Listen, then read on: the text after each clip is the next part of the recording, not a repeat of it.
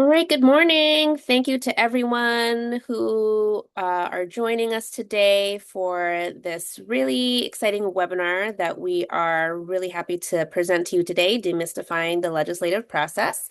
My name is Vanessa Ramallo. I'm the Director of External Relations here at ArtPride New Jersey.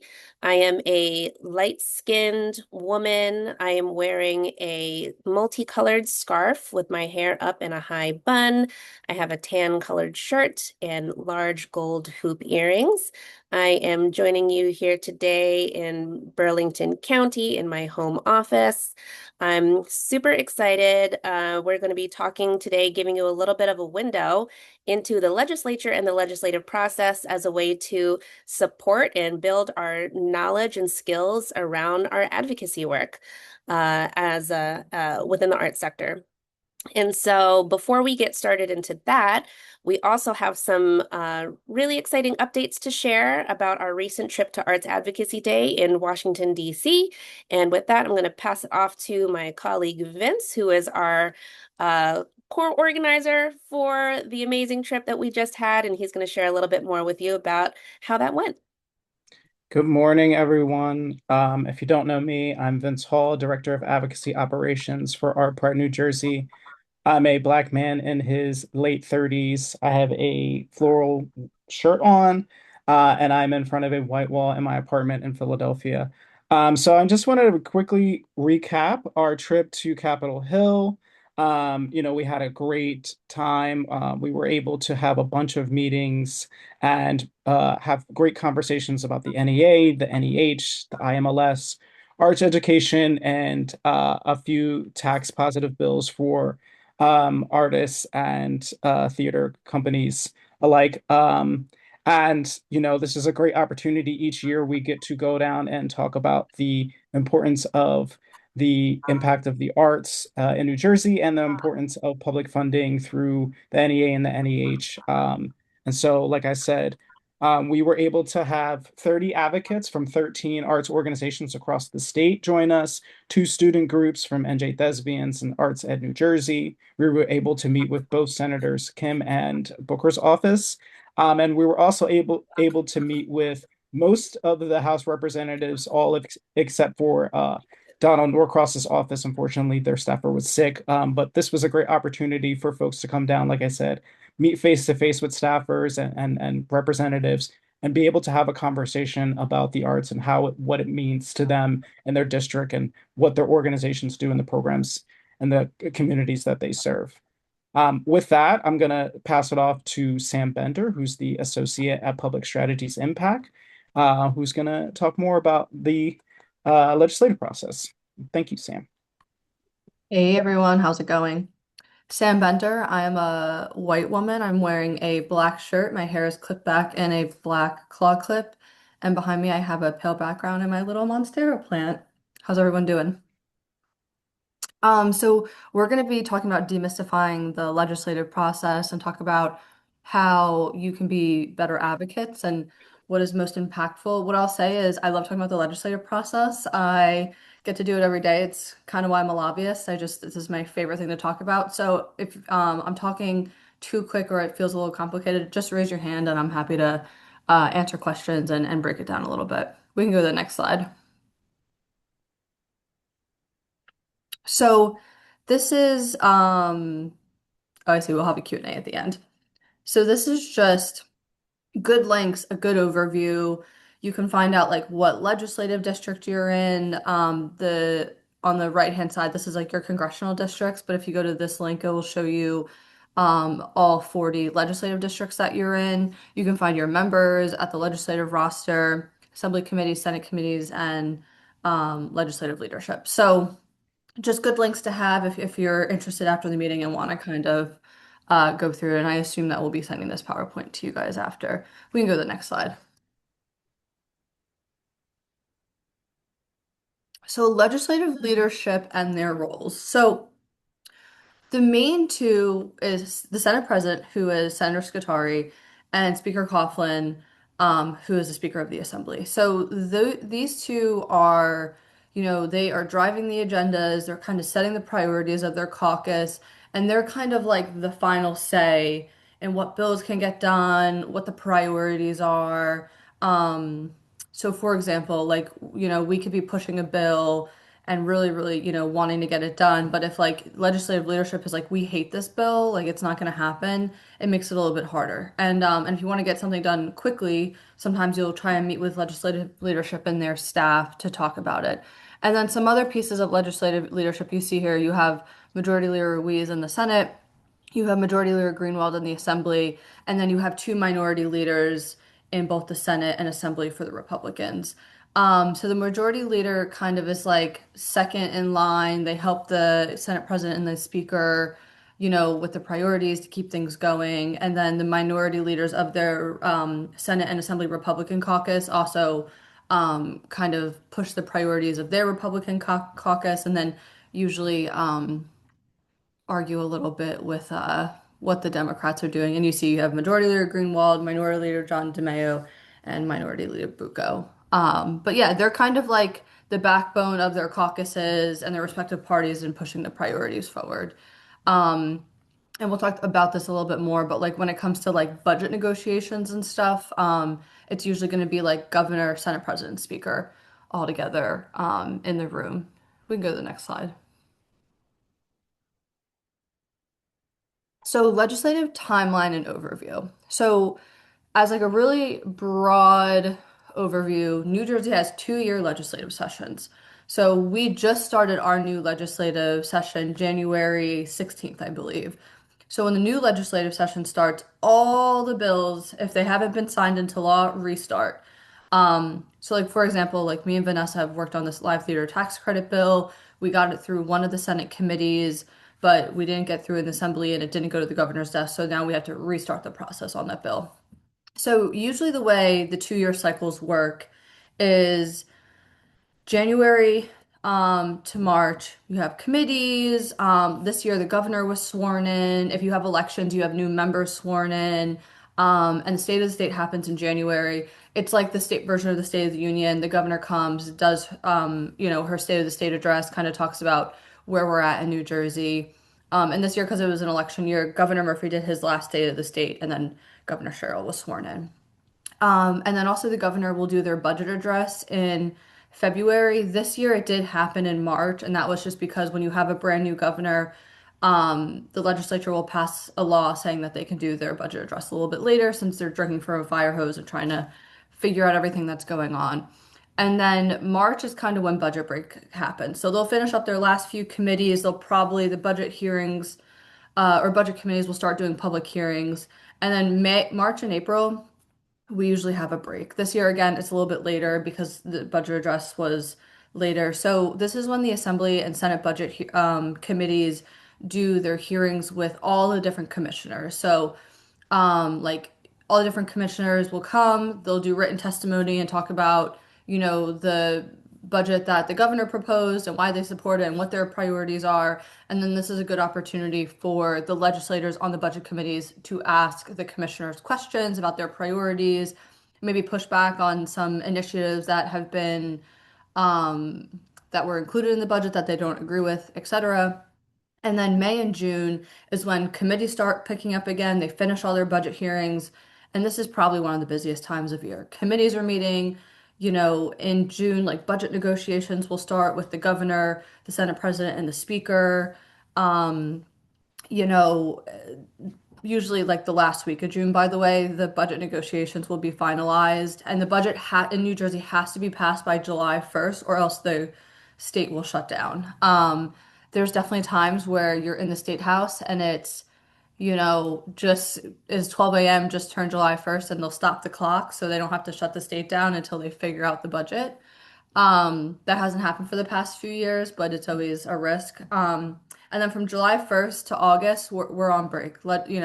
Everyone likes to go to the beach in the summer. It's a good break. No committees are meeting. Every once in a while, something might happen, but it's pretty chill. And members are usually taking a break. And then on non-election years, we start back up in September. On election years, they're not going to go back into session until November after the election's done. But basically, September to December, same thing. Committees are meeting, stuff's getting done. And when you're in year 2 of the legislative session, November and December are considered lame duck. So like we just had a lame duck this November and December because everything has to get done. Again, if they don't get done, they restart. So it's just a really busy time of year. And we can go to the next slide. So roles of leadership and committee chairs. We kind of talked about legislative leadership, set priorities, come up with a direction. Um, so committee chairs, there was that link of all the different committees. So committee chairs will have like different areas. I'll just use assembly tourism and gaming as an example. So that committee chair, who's Assemblyman Moen, can set his own priority. Like last year, he was a new chair, and his big thing was, you know what, I want to do different hearings throughout the state at historical or like locations or arts and just really talking about tourism throughout the state. But the chairs also work hand in hand with leadership to continue the priorities that I've mentioned earlier.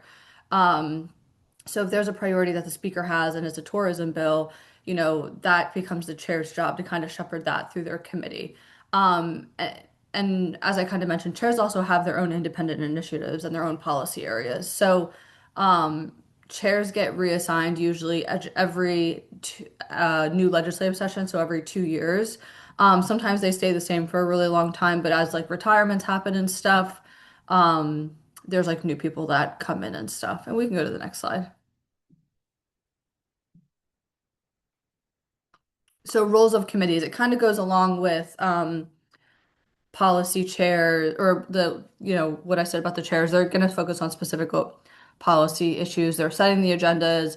They're holding hearings on legislation and key issues. And this is a really good time for stakeholders and advocates to come and provide testimony. You'll go into the committee room, you'll submit a slip with the information to talk on a bill of interest. So, for example, I talked about the live theater tax credit bill.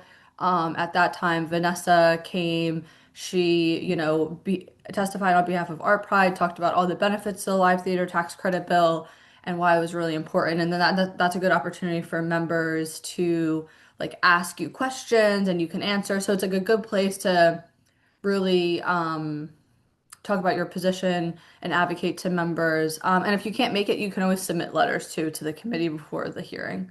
And we can go to the next slide.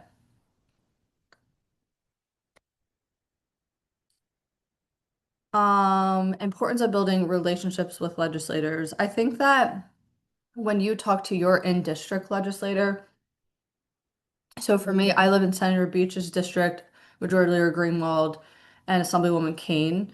Um, you vote for them. You're their constituent. Like they work for you essentially. So I think that being a constituent is you can play a key role in forming elected officials. So if there's a bill that you really don't like, you can always call your elected official's office using that link in the beginning and just voice your opinion. And again, like you're kind of their boss. Like you vote for them, they work for you. And legislators do value that input. They want to know what the community's concerns on.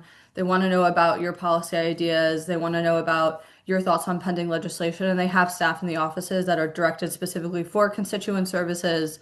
And they have, policy people too. So I would say don't ever be afraid to voice your opinion. Again, you vote for them, they work for you, and then they want to hear from their constituents. And this last bullet point is ongoing engagement fosters a productive exchange of perspectives. So, like you could be like, I'm a policy expert in the arts because I work at a museum and I know all of the stuff, and maybe there's a bill going through and you're like, this doesn't make sense.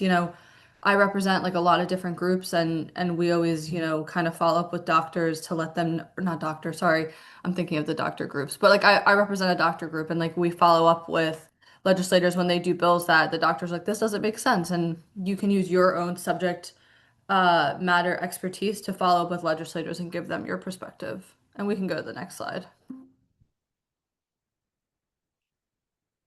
Oops, sorry, I'm getting a notification. Importance of legislative staff. I always tell people meeting with staff is sometimes better or even just the equivalent of meeting with a member. Staff is like the doorstop before you get to the member. And maybe I'm biased because I was a former legislative staffer, but they have direct contact with the legislator. They manage their schedules, their communications. They coordinate their policy. They are just like the key point of access to the legislator. Um, and sometimes, like I said, I think meeting with like staff is sometimes just as important or even better than meeting with the members. So, if you're like advocating on an issue and they offer to have a meeting with you and you're meeting with staff, don't be like, "Oh, I'm just meeting with staff." It's really important to meet with staff because they have the legislator's ear at the end of the day, and they're hired by the legislature because they trust them. And we can go to the next slide. Path of legislation in New Jersey. As I said, this is my favorite. So I'll use an example of if I was a constituent and I called and I wanted Bill A to be introduced. So I would call my member's office. I'd probably talk to a member of their staff and say, I really like this Bill A idea. And I think that we should, like, majority of their Greenwald should introduce the bill, etc. So then the staff would work with the Office of Legislative Services. They would get the bill drafted, and then the bill gets introduced. So that's like the first part of the process. And then Vanessa, I don't know if the next slide talks about the next few parts. I don't know if you want to go to the next slide. Perfect. So the bill gets introduced and then it gets referred to a committee. And it gets referred to a committee on the subject it's on. So if we're talking about Bill A, which has to do with the arts, it's going to go to the Assembly, Tourism, and Gaming Committee, an Arts Committee. And then, you have to kind of work to talk to legislative leadership, to the committee chairs about the importance of Bill A, and then hopefully it gets posted for a vote on one of the committee agendas. And then that's a good point, like I said, is to go and advocate, submit a letter, come and do testimony in person to the committee about why Bill A is so great and why you want it to be passed.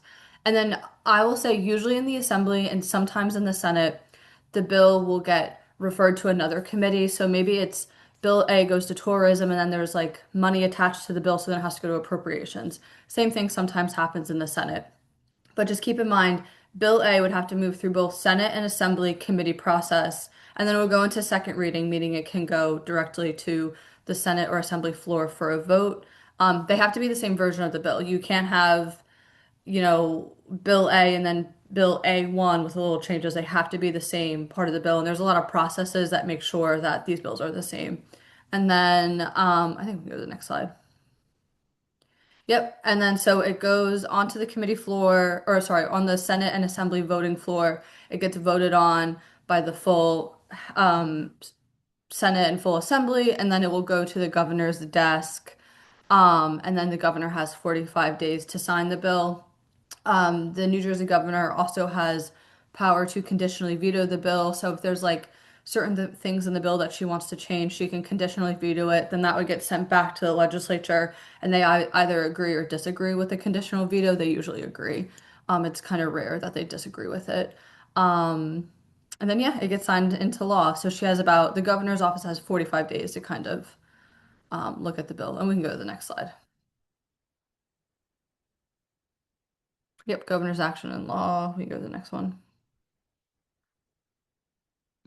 Okay, Q&A. I know I threw a lot at you guys. I'm happy to answer whatever questions. Thank you so much, Sam. So No problem.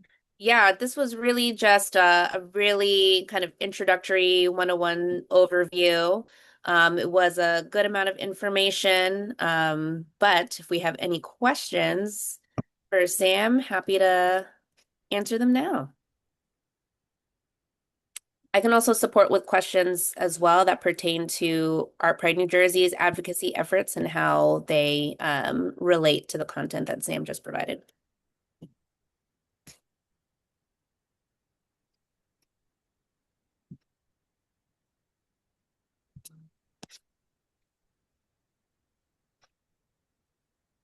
Okay, we have a question from Joseph.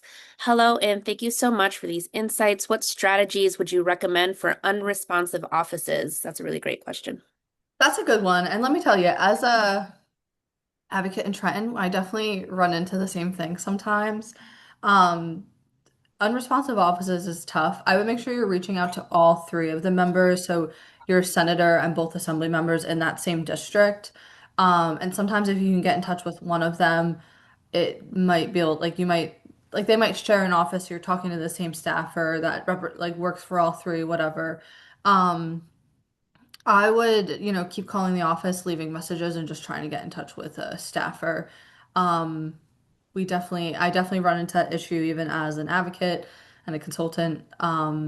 Same issues. And if there's anyone that you're having a really hard time getting in touch with, you can always reach out to me and Vanessa. And if we have a direct staff person to connect you with, we could always do that too. But we run into those issues as well. And it's definitely a tough one.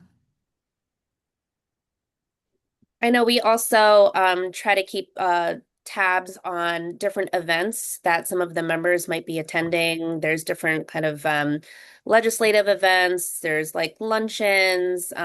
Many different chambers of commerce will have different events and feature some of the members there. And so, when possible, we'll attend those kinds of events locally.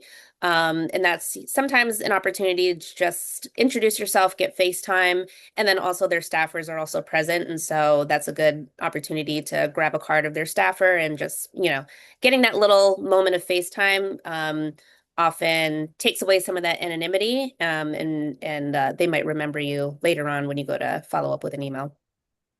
And if you are meeting them in person and you do live in their district, I would always remind them that. Like, even when I meet with senators for clients, I'm like, I live in your district, I'm your constituent, because it's just good for them to know that.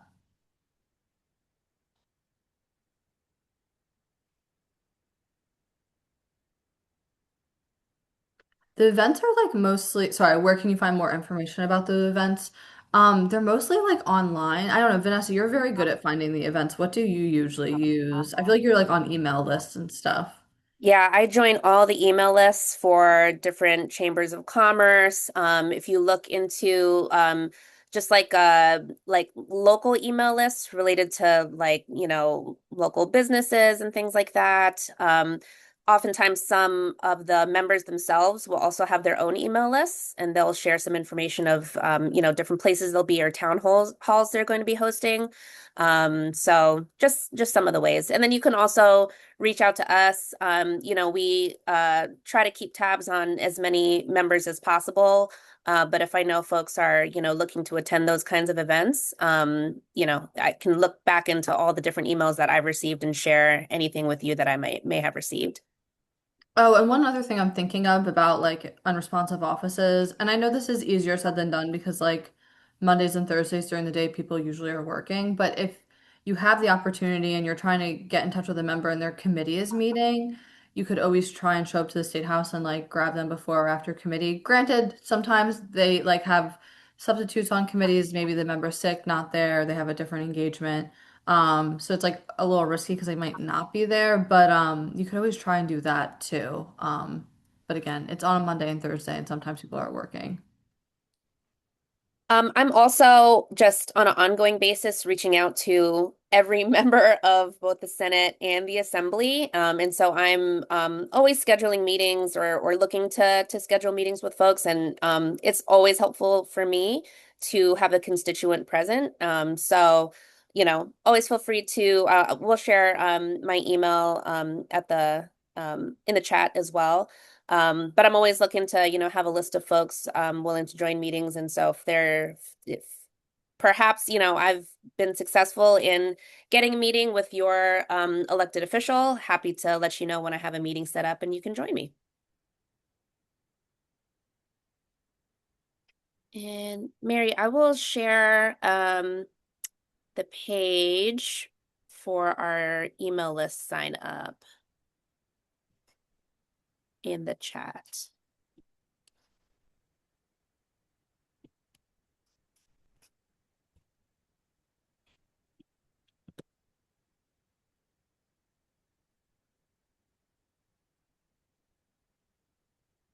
And does anyone else have any questions they want to add? Sorry, they're doing construction on my roof, I think, and it's very loud, and I keep looking up because they're like thumping around up there.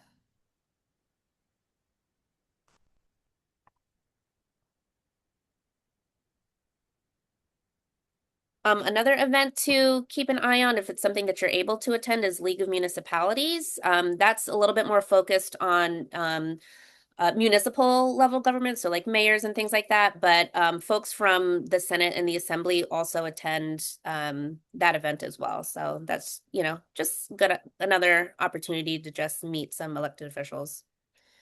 And you can find out if your elected official will be attending. That's in November every year in Atlantic City. So it's like the week after the elections, since New Jersey has elections every year.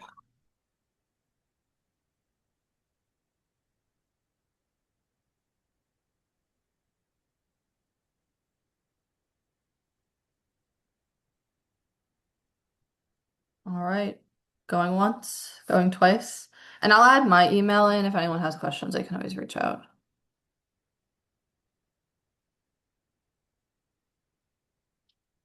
Oh wait, no, I think I sent that. Hold on, hold on. Wait, how do I send to everyone? Oh yeah, I think you did. Host. Oh no. Amen. Sorry, guys.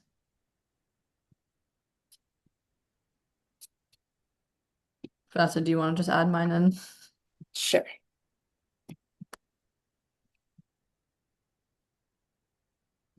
Perfect, thank you. And if anyone has questions, they can always follow up. Happy to be helpful. And yeah, thank you guys for having me. Awesome. Thank you so much, Sam. I really appreciate you taking the time and sharing all of your expertise. Sam is someone that I and all of us at ArtPride learn so much from, just even in our own, working to get better and more effective at working with elected officials. So we really appreciate your time. Um, Everyone, definitely please feel free to always continue to reach out to us. We're always, working to continue to build relationships with elected officials all over the state. We're happy to support you in meeting more of your elected officials, building your own relationships with them, setting meetings. Just so you know as well, if taking meetings with elected officials and just advocacy work in general is something that you or your organization or your community can build more skills in, Vince and I are offering advocacy 101 workshops, which we can offer virtually and in person, and really dive a little bit deeper into what some of these meetings can look like, how you can be effective at them, and different ways that you can build your skills in advocacy. So if that's something that anyone's interested in, you can feel free to email us and we'll be happy to talk more about that. And then, of course, you can always learn more about the work that we are doing all year round in our Act Now page and our website. Join our mailing list as well. Our mailing list also contains ongoing updates about the legislative work that we're doing, advocacy opportunities, webinars like this one, and just different things going on in the field. So definitely join the mailing list and check our website often to hear about all the things that we've got going on 365 days a year.